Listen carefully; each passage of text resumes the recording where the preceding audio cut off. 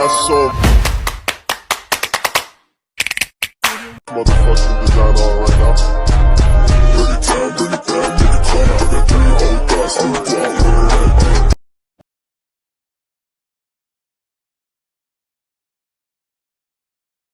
Okay, let's go on the record in the matter of the state of Michigan versus Anthony Montaloro, 25648. John said no shots.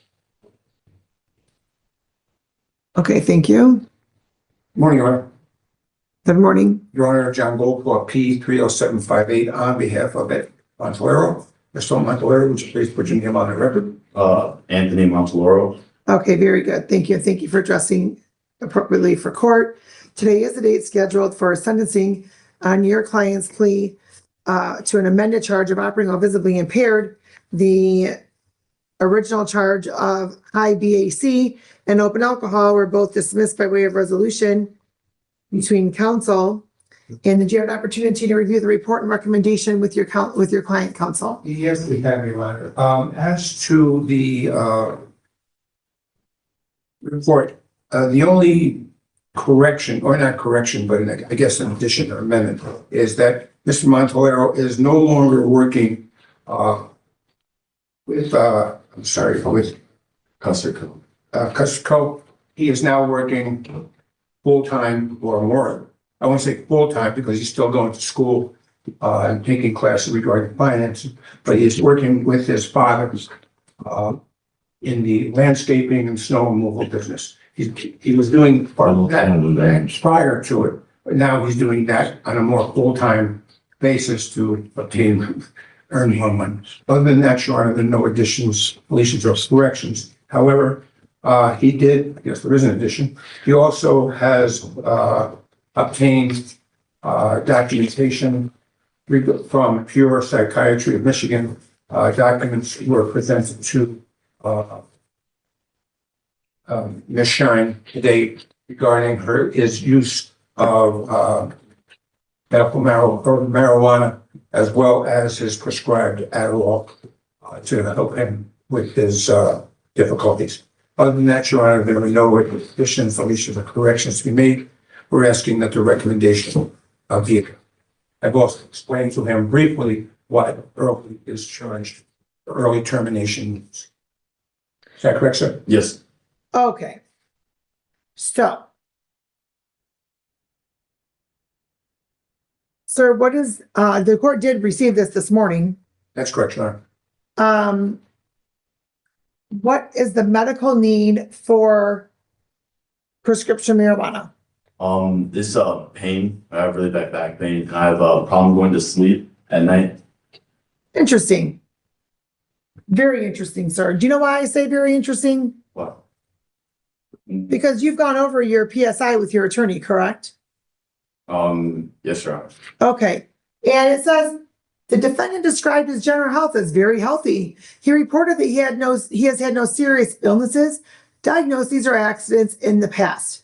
Defendant is currently under a primary doctor's care, which is this primary doctor, correct? Yes, Your Honor. Okay, great. So where in that does that tell me that you have bad back issues at 19? It's not bad, Your Honor. It's not a serious problem. It's more for the sleep. The sleep. Yes, Your Honor. Okay. Well, interesting, because the letter from your doctor here indicates that you've been counseled and educated on potential risks utilizing Adderall and also cannabis, one of which is the potential impact on sleep, as both substances may disrupt normal sleep patterns. Did you read this before you submitted this to the court, sir? Yes, Your Honor. You did. Okay. So then you're aware that this does not indicate that this doctor is prescribing it for you. Yes, sir. This doctor is merely indicating that he has gone over the risks and considerations associated with Adderall use and marijuana use. But then I don't have anything that says that you should be, that marijuana is the preferred course of medication for you.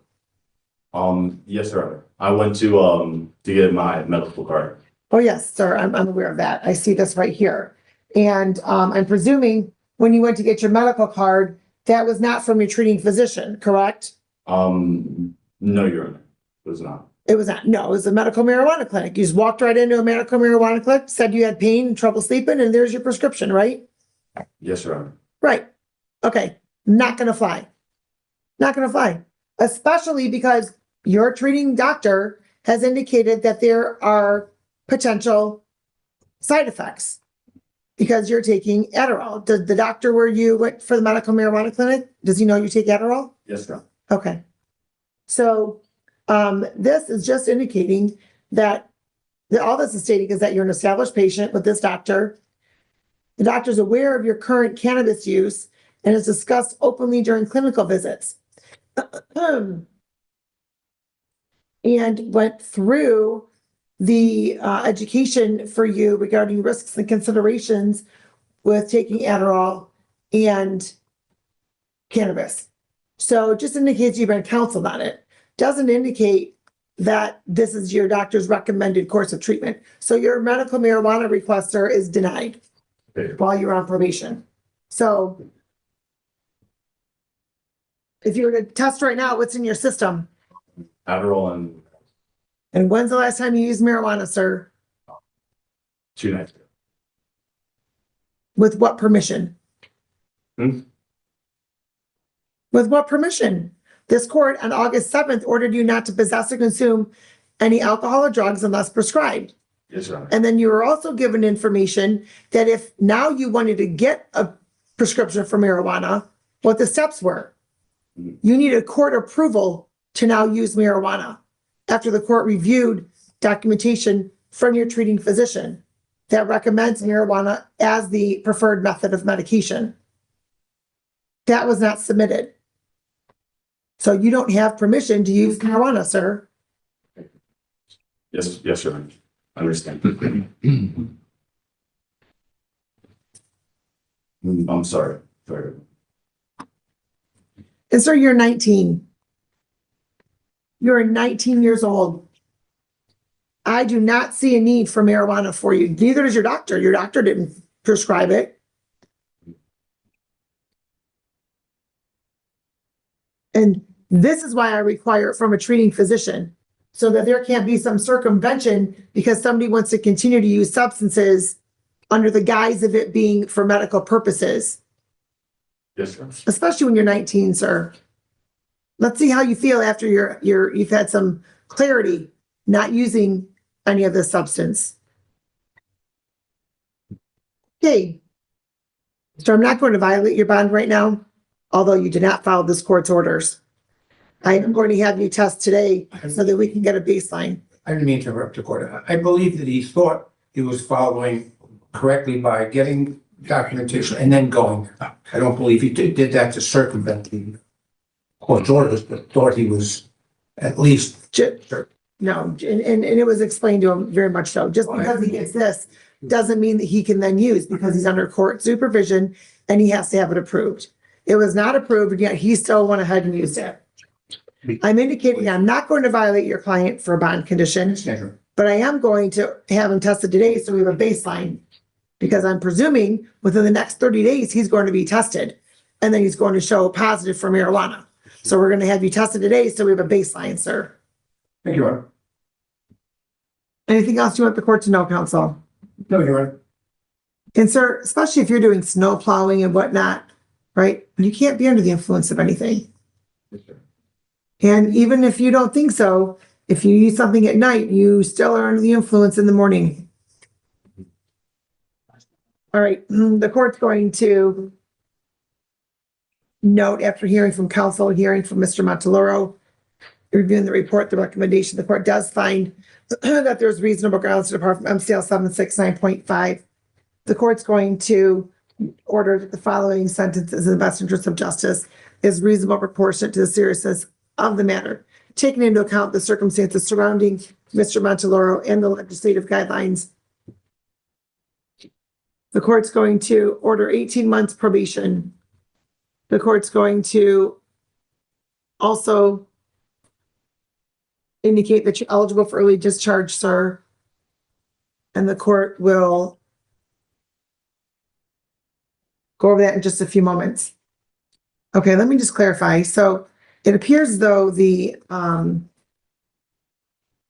recommendation only addressed count one, but there's both counts that your client pled to, the open alcohol as well. That's correct. So I'm just going to indicate that these conditions are concurrent, okay? You're not to violate any criminal law of any unit of government. You're not to leave the state without the consent of this court. You are to report truthfully to your probation officer as often as your probation officer may require, in person, writing, or virtually. You are to notify your probation officer immediately of any change in address or employment status. Excuse me. And you are not to possess or consume any alcohol or drugs unless prescribed. You'll be subjected to random testing. The rehabilitative goal for that condition so the court can monitor your progress in maintaining abstinence and sobriety. You also are to enroll and participate in outpatient substance use counseling. The rehabilitative goal for that condition, sir, so that you can have assistance in providing coping mechanisms to maintain sobriety and prevent relapse, hopefully preventing this matter from happening again. The court's going to order you to participate in the MAD Victim Impact Panel. The rehabilitative goal for that condition is to further increase your understanding of the dangers of driving under the influence and to educate you about the consequences of such behavior. And the court's going to order 7 days on the court workforce. So technically that'll be 4 days on count one, 3 days on count two. The rehabilitative goal for that condition is to allow you to further develop life and work skills and give back to the community. Any questions regarding any of those conditions? No, you're. Okay. As to the fines and costs, $300 fine, $100 screening assessment fee, supervision oversight fee of $900. That's $50 a month at 18 months. And since you're eligible for early discharge, up to half of that could be waived.